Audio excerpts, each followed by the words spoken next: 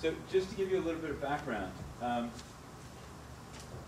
sort of where we're starting from and the way we're thinking about email currently, and all media channels actually, is that there is a new media model, but it's not just for new media, right? All channels have to interact and work together, and the fundamental change or shift that we've seen over the last 5 to 10 years is we've gone from a situation where brands have all the power, right? It used to be that the brand picked the channel, the message, the frequency, everything, and we all kind of sat there like little birds in a nest, waiting for the brand to shove worms in their message. And that's not the case anymore, right? Now the consumer has all the power. Quick show of hands, how many people here have ever booked a hotel or a restaurant online? Okay, how many people here have changed their first choice based on a review they saw online? Okay, about half.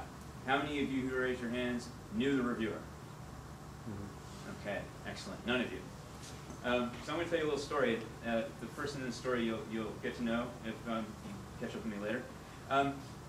It's about a guy who's got a date with his wife. So he leaves his office at Canary Wharf a bit later than he should have, because that's just the way things happen. And the DLR is down.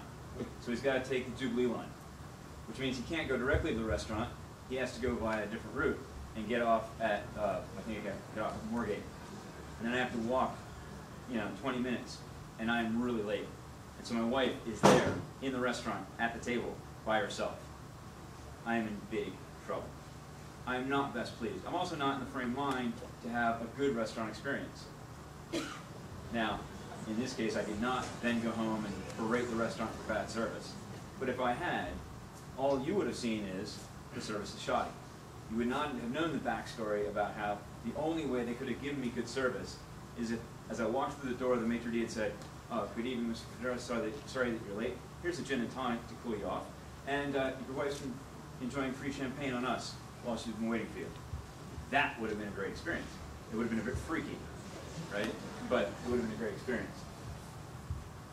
So it's no longer about brands shoving information at customers. It's about a conversation. And that conversation can take a lot of different forms. It can take the form of entertainment. It can take, the message can take the form of entertainment. We were talking at a conference just today, we were talking about everybody has an iPhone, it seems like, these days. I don't. But Carlsberg is this great application for the iPhone. All it does is you push the button, the iPhone looks like it's filling up with beer.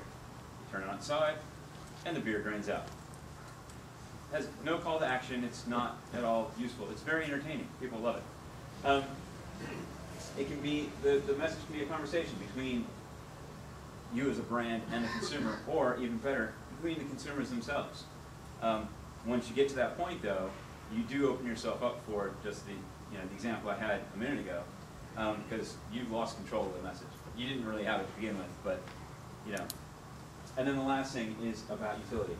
So the moral is content and functionality are the new creative.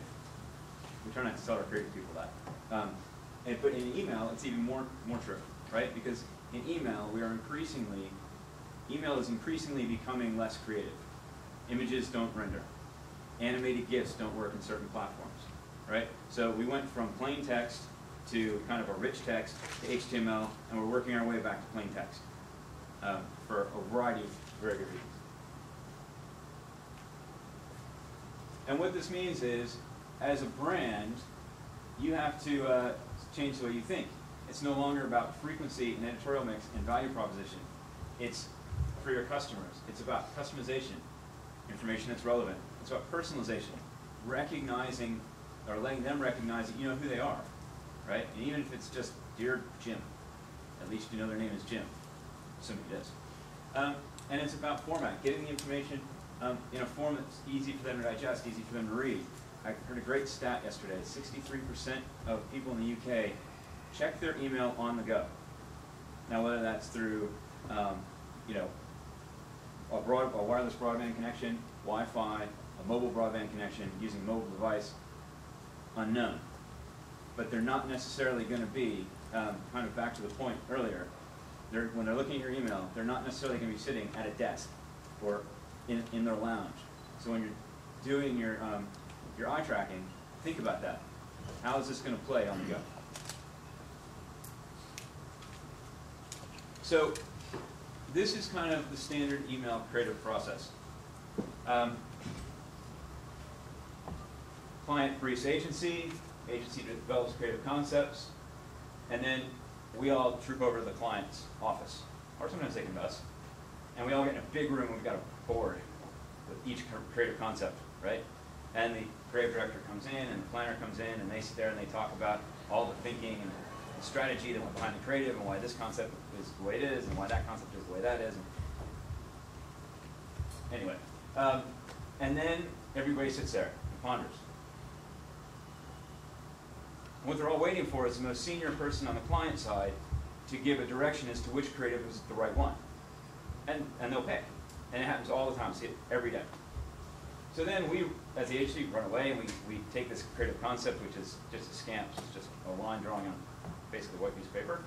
Then we put a design together, and then there's lots of rounds of back and forth with the design. Now move the logo here. Now, my favorite one is a totally different client. Said once, can you move the key line up 3 pixels? I was really impressed that she could see that. She must have a resolution that you can believe on the screen. And then we build the email, and the campaign is launched, and we establish a benchmark. And then we've got to figure out, okay, we've got this thing, now we've got to optimize it. And we build this test and learn strategy, and we pick the first hypothesis, and we test it, and we take those learnings, and we feed it back in. And it's a nice iterative process.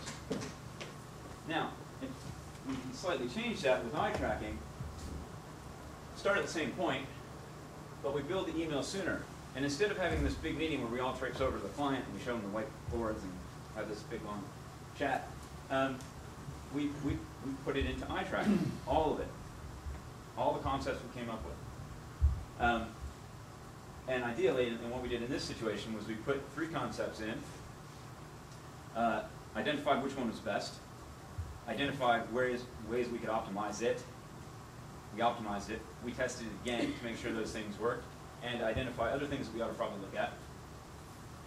And then we're going to go, down to launch the campaign, and then we're still going to want to optimize. This is not an end state, but at some point you kind of got a break-even analysis, right? Every time you eye track and optimize and eye track and optimize, you get diminishing marginal returns.